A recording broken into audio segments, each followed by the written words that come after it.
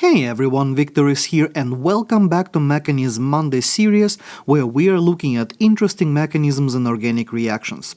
In this video I want to look at this transformation where we have a tertiary alcohol right over here and we are treating that with the hydrogen bromide to yield an alkene, and we also have a bromine over here at the primary position. As always, if you want to think about this mechanism first, pause this video because I'm going to start going through the step of this mechanism, and the first thing that I want to do here, I will redraw my starting materials so I have starting point for my mechanism over here.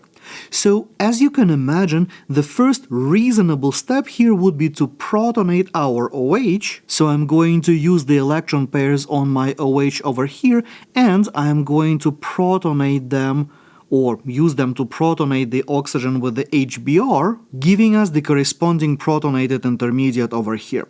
Now we have the H2O plus group right over here, which is an excellent leaving group. It is sitting right on the tertiary atom, it is a good leaving group by itself, so it is going to easily pop off. So I'm going to show that these electrons go back onto the oxygen, and we are going to end up with the corresponding tertiary carbocation over here, which is a very reasonable intermediate for any kind of a mechanism. Now, here is something very interesting about this carbocation.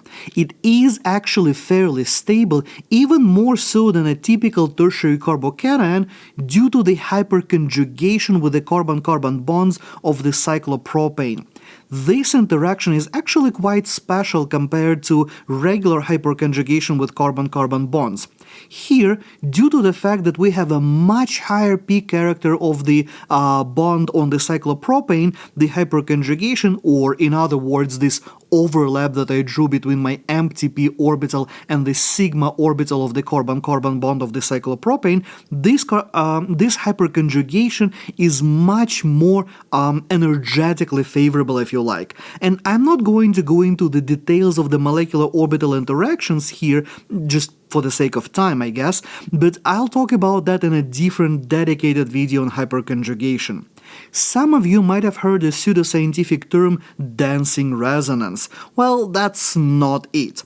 We don't really qualify resonance into dancing, walking, jogging, or joyfully hopping from one leg to another or any nonsense like that. There are different carbocations, and there is a non-classic stabilization effects that we can have in those carbocations rooted in the molecular orbital interactions. And there is nothing dancing about it, but I digress. What is important here, though, is that due to a much stronger interaction between the empty p orbital and that carbon-carbon bond of our cyclopropane, the two carbons that we have, one over here and another one right over here, those two carbons of our three-membered ring are now fairly electrophilic, since they've donated a ton of the electron density towards that carbocation. So now this bromide anion that we have floating around can quite easily attack one of those atoms. Let's say I'm going to attack this one like that,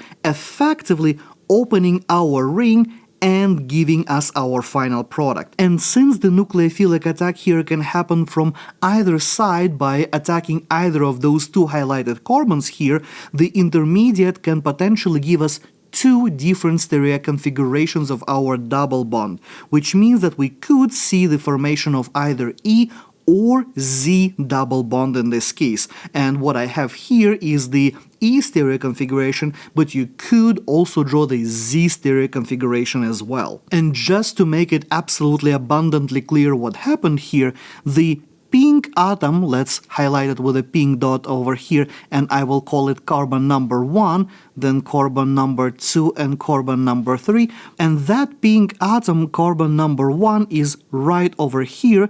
This over here is my carbon number 2, and this one is going to be my carbon number 3. And the carbon between 1 and 2, let's call it, I don't know, carbon A. That carbon A is sitting right over here. That is the potentially other position where our nucleophilic Br- could have attacked our molecule to open it up. So what did you guys think about this mechanism? I think it's kind of cool. Now, next time, I'm going to look at this mechanism over here. Do you know what's going on in this reaction? Let me know in the comments below. And as always, thank you for watching. If you like this video, you can tell me that by hitting the like button and subscribing for more organic chemistry funsies. Check out this video next, and I will see you next time.